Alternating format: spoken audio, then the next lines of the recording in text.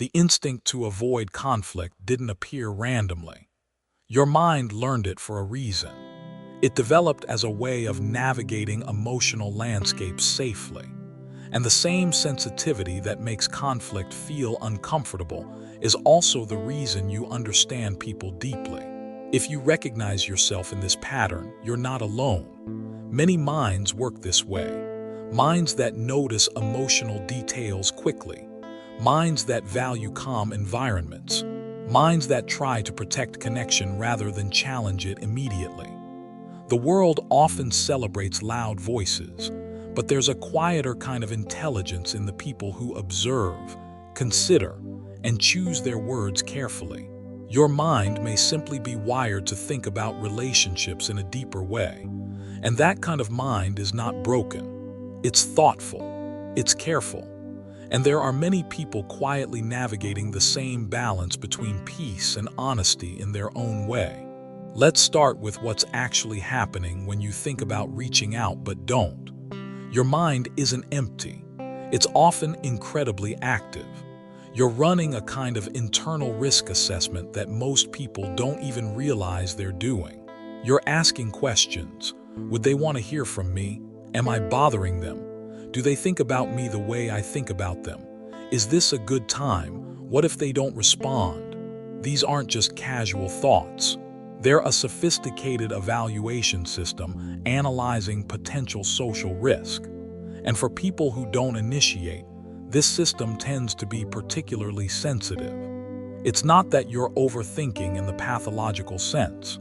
It's that your mind has learned to assign high weight to the possibility of being unwanted, intrusive, or rejected. So the safer choice feels like waiting, letting them come to you. That way you know for certain they want to engage. The psychological term for this is often connected to rejection sensitivity. But that phrase makes it sound like a disorder when really it's a spectrum. Some people's nervous systems register social risk as relatively low. They reach out freely because the potential downside doesn't activate much internal alarm. Your system works differently. It registers the same social risk as higher stakes, not because you're broken, but because you're wired to be more attuned to the possibility of unwanted contact. There's often a deeper belief operating beneath this pattern, a quiet assumption that you're more interested in other people than they are in you, that your desire for connection is somehow unbalanced, that if you reached out, it would reveal how much you care, and that imbalance would become visible and uncomfortable. This belief can develop in subtle ways. Maybe you grew up in an environment where your needs felt like burdens. Maybe you learned early that taking up space or asking for attention came with consequences. Or maybe you simply have a temperament that's more attuned to other people's comfort than your own. Over time, your mind internalizes a rule. Wait to be invited. Don't impose. Let them show interest first. That way you're safe. But here's what makes this particularly painful. The pattern creates the very evidence it fears. When you don't initiate, people may assume you're not interested. They might pull back, thinking they're respecting your boundaries. And then you interpret their distance as proof that they didn't really care. The silence becomes confirmation that you were right to wait. But the truth is more complicated. Often they were waiting too. Not because they don't care, but because they assumed your lack of initiation meant you weren't interested. There's also a protection mechanism built into this pattern. If you never reach out first, you never have to face the most vulnerable moment in connection. The moment of hoping someone wants to hear from you and discovering they might not. By waiting, you avoid that exposure. You only engage when you already have proof they want to connect. It's a way of managing uncertainty by eliminating it. But that protection comes with a cost. You end up in relationships where you're always slightly unsure of your place.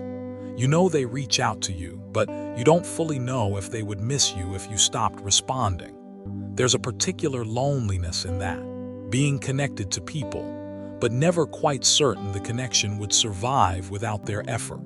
Now here's where most people misunderstand this pattern. They assume it means you don't care as much, that you're passive or disengaged, but often the opposite is true. People who don't initiate frequently care deeply. They think about their friends constantly. They notice things. They remember. They hold people in their minds in ways that would surprise those people if they knew. The issue isn't lack of care. It's that the caring happens internally. It doesn't translate into outward action because the action feels too risky. So you become someone who loves quietly, who values people from a distance, who would show up if asked but rarely does the asking. And from the outside, that can look like indifference when it's actually the opposite. But there's something else happening here too. A kind of quiet belief that your presence is only valuable when it's wanted. That reaching out uninvited is presumptuous. That you should wait to be included rather than assuming you're welcome. This isn't just social anxiety. It's a deeper belief about your right to take up space in other people's lives.